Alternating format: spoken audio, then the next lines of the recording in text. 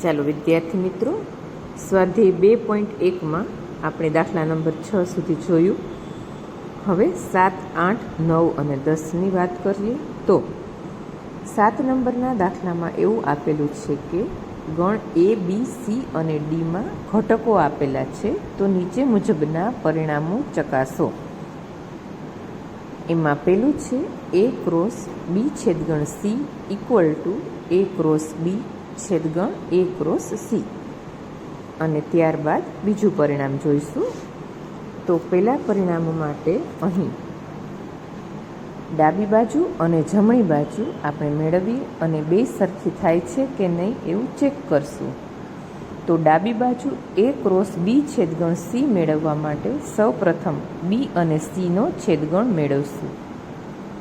ગણ Bના ઘટકો 1, 2, 3 અને 4 અને Cના ઘટકો 5 અને 6. બેમાં કોમન હોય એવો એક પણ ઘટક નથી, માટે B છેદગણ C ઇક્વલ ટુ ખાલી ગણ થશે. અને હવે આખી ડાબી બાજુ લખીએ તો LHS એટલે કે left hand side equal to A cross B છેદગણ C એટલે કે A ક્રોસ ખાલી ગણ. ખાલી ગણ સાથે કોઈ પણ ગણનો જો કાર્તેજીય ગુણાકાર અથવા તો ક્રોસ પ્રોડક્ટ કરીએ તો તે ખાલી ગણ જ આવે એવું આપણે વ્યાખ્યામાં જોયું. તો ડાબી બાજુનું પરિણામ આપણને ખાલી ગણ મળ્યું, જેને આપણે પરિણામ નંબર 1 કહી દઈશું. હવે જમણી બાજુ મેળવવા માટે પ્રથમ A ક્રોસ B અને A ક્રોસ Cના ઘટકો મેળવશું અને ત્યારબાદ એનો છેદગણ મેળવશું. A ક્રોસ Bના ઘટકો Aમાં 1 અને 2, Bમાં 1, 2, 3 અને 4. અહીં 2 અને 4 એટલે કે ટોટલ આપણને 8 ઘટકો મળશે. ક્રમયુક્ત જોડમાં અનુક્રમે 1 સાથે 1, 1 સાથે 2, 1 સાથે 3, 1 સાથે 4. ત્યારબાદ 2, 1, 2, 2, 2, 3 અને 2, 4 એમ 8 ઘટકો લખ્યા. હવે A ક્રોસ C એના ઘટકો 1 અને 2, Cના 5 અને 6. અહીં બેમાં 2 અને 2 હોવાથી 4 ઘટકો મળશે. તો A ક્રોસ Cમાં 1, 5, 1, 6, 2, 5, 2, 6. અને હવે જમણી બાજુ એટલે કે A cross B છેદગણ A cross C. અહીં બંનેમાં સમાન હોય એવી એક પણ ક્રમયુક્ત જોડનો ઘટક જોવા મળતો નથી, માટે બંનેનો છેદગણ ખાલી ગણ, જેને આપણે પરિણામ નંબર 2 આપી દઈએ. તો પરિણામ નંબર 1 અને 2 ઉપરથી કહી શકાય કે LHS ઇક્વલ ટુ RHS એટલે કે આપેલું પરિણામ સાબિત થાય છે. બીજી રીતે અહીં સમજી શકાય કે ક્રોસ પ્રોડક્ટનું છેદગણ ઉપર વિભાજન સાચું છે. એટલે કે A ક્રોસ B છેદગણ C હોય તો A cross B છેદગણ A cross C એવું હંમેશને માટે આપણે લખી શકીએ. હવે આ જ રીતે બીજું પરિણામ, એમાં એવું ચેક કરવાનું છે કે A cross C A B cross Dનો ઉપગણ છે. હવે ઉપગણની વ્યાખ્યા આપણે જાણીએ છીએ. A ક્રોસ Cના બધા જ ઘટકો જો B ક્રોસ Dમાં આવી જાય તો A ક્રોસ Cને B ક્રોસ Dનો ઉપગણ કહેવાય. બેના ઘટકો મેળવી લેશું. A ક્રોસ Cના તો આપણે અગાઉ મેળવાતા એવી જ રીતે ફરીથી અહીં 4 ઘટકો મેળવા. B ક્રોસ D, Bમાં 1, 2, 3 અને 4 અને Dમાં 5, 6, 7 અને 8. તો B ક્રોસ Dમાં આપણે 4 અને 4નો ગુણાકાર એટલે કે 16 ઘટકો મળશે. કેવી રીતે તે જોઈ લઈએ. 1 સાથે 4 ઘટકો 1, 5, 1, 6, 1, 7, 1, 8. એવી જ રીતે 2 સાથે 2, 5, 2, 6, 2, 7, 2, 8.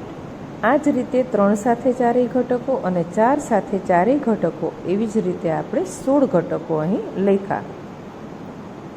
A ક્રોસ Cમાં માત્ર 4 જ ઘટકો છે જે B ક્રોસ Dમાં આવી જાય છે. અહીં જોઈ શકો છો 1, 5 A ક્રોસ Cમાં છે, B ક્રોસ Dમાં છે. 1, 6 બંનેમાં છે. 2 અને 5 પણ છે. 2 અને 6 છે. તો આપણે કહી શકીએ કે A ક્રોસ Cના બધા જ ઘટકો B ક્રોસ Dમાં આવી જાય છે, માટે એ ક્રોસ સી એ બી ક્રોસ ડીનો ઉપગણ છે. હવે દાખલા નંબર 8, એમાં એવું આપેલું છે કે A is equal to 1 2, B equal to 3 4 હોય તો પહેલાં એ ક્રોસ બીના ઘટકો લખો, એ ક્રોસ બીના કેટલા ઉપગણ થશે તે લખો અને આ તમામ ઉપગણોની યાદી બનાવો. તો એમાં 1 અને 2, બીમાં 3 અને 4. એ ક્રોસ બીના ઘટકો આપણે લખીએ તો 2 અને 2નો ગુણાકાર એટલે 4 જોવા મળશે. 1 3 1 4, 2 3 અને 2 4. તો number of A cross B equal to 4 એવું આપણે અહીં કહી શકીએ. હવે ઉપગણોની સંખ્યા શોધવા માટેનું સૂત્ર આપણે પહેલાં ભણી ગયા 2n પ્રમાણે. n એટલે કે સભ્ય સંખ્યા. તો એ ક્રોસ બીના ઉપગણોની સંખ્યા એટલે કે 2ની 4 ઘાત એટલે કે 16 ઘટકો આપણને એ ક્રોસ બીના ઉપગણમાં જોવા મળશે. હવે એની યાદી બનાવવા માટે અહીં ખાસ ધ્યાન રાખવાનું છે કે 16 ઉપગણ લખવાના છે અને એ પણ આ 4 ક્રમયુક્ત જોડ જે આપેલી છે એના માટેના. તો સૌ પ્રથમ ખાલી ગણ અને પોતે પોતાનો ગણ, એક એક સિંગલટન સેટ લેવાના, ત્યારબાદ 2 2 લેવાના ક્રમમાં, 3 3 લેવાના અને 4 ઘટકો એટલે એ ક્રોસ બી પોતે જ. તો વારાફરતી આપણે જોતા જઈએ આ 4 ઘટકોને જ ધ્યાનમાં રાખીને એ ક્રોસ બીના ઉપગણો પહેલાં ખાલી ગણ, પછી પોતે પોતાનો ઉપગણ. હવે આ 4 ઘટકો છે એ એકાંકી ગણમાં લખશું એટલે કે ગણમાં 1 3, ગણમાં 1 4, ગણમાં 2 3, ગણમાં 2 4. આ 1 2 3 અને 4 એક એક ઘટકો. હવે ક્રમમાં 2 2 ક્રમયુક્ત જોડ લેતી જવાની. તો અહીં આપણે જોઈએ તો આ રીતે લખાય, પહેલાં સાથે બીજું, પહેલાં સાથે ત્રીજું, પહેલાં સાથે ચોથું, ત્યારબાદ બીજા હારે ત્રીજો ઘટક, બીજા સાથે ચોથો ઘટક અને ત્યારબાદ ત્રીજા સાથે ચોથો ઘટક. આવી રીતે જો જોવા જઈએ તો અહીં કુલ 2 2 ઘટકો હોય એવા 6 ગણ જોવા મળશે. 1 2 3 4 5 અને 6 અને ત્યારબાદ 3 3 ગણની જોડીઓ પણ આપણને 4 જોવા મળશે. તો અહીં આ 4 અને આ 6 એટલે 10 અને 4 14, 15 અને 16 ઘટકો.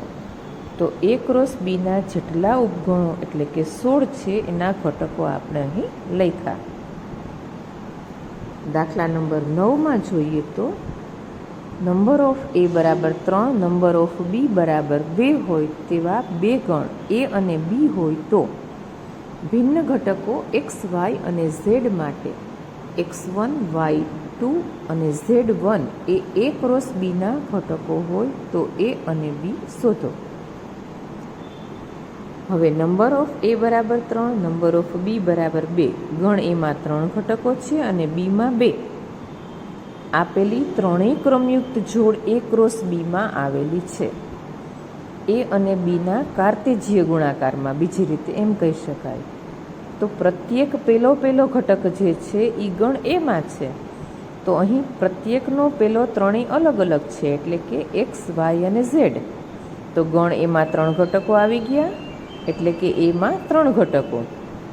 બીમાં જોઈએ તો બધાયનો બીજો ઘટક 1 2 અને 1, પણ ગણમાં 1 આપણે એક જ વખત લખીએ છીએ તો બીમાં 1 અને 2 જોવા મળે છે. તો બીમાં 2 ઘટકો મળ્યા.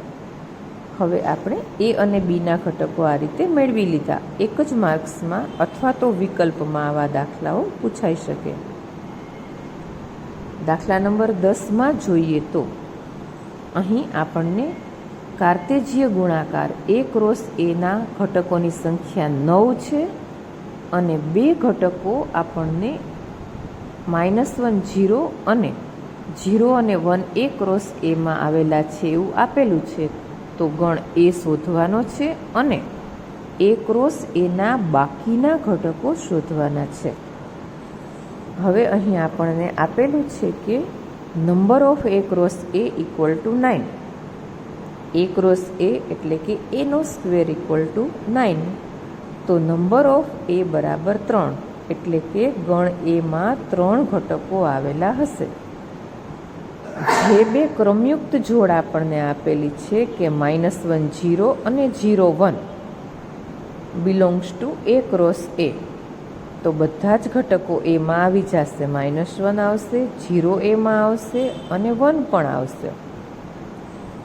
તો ગણ એના 3 ઘટકો આપણને 0 1 અને -1 એમ 3 ઘટકો મળ્યા. હવે આપણે આ બે ક્રમયુક્ત જોડ સિવાયના ઘટકો લખવાના છે. A ક્રોસ એમાં આપણને કુલ 9 ક્રમયુક્ત જોડ મળશે, જેમાંથી આ બે લખવાની નથી. હવે A ક્રોસ એના ઘટકો આપણે લખીએ છીએ એવા કે જેમાં આ બે ઘટકો આવતા હોય નહીં. તો 0 1 -1 અને 0 1 -1 એટલે કે A ક્રોસ A ક્રમમાં જોતા જઈએ.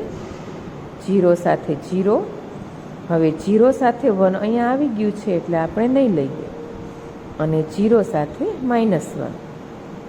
બીજામાં જોઈએ તો 1 સાથે 0, 1 સાથે 1 અને 1 સાથે -1, આ ત્રણેય ઘટકો 1 સાથેના. અને ત્રીજામાં જોઈએ તો -1 0, જે અહીં આવી ગયેલું છે તો આપણે નહીં લઈએ, બાકીના ઘટકો કીધું છે એટલા માટે. -1 1 અને -1 -1, તો અહીં બાકી રહેતા 7 ઘટકો આપણે લખ્યા. A ક્રોસ એમાં કુલ 9 ઘટકો હોય, જેમાંથી 2 આપણને આપેલા જ છે. એ સિવાયના 7 ઘટકો મળશે અને આ 7 ઘટકો આપણે લખ્યા.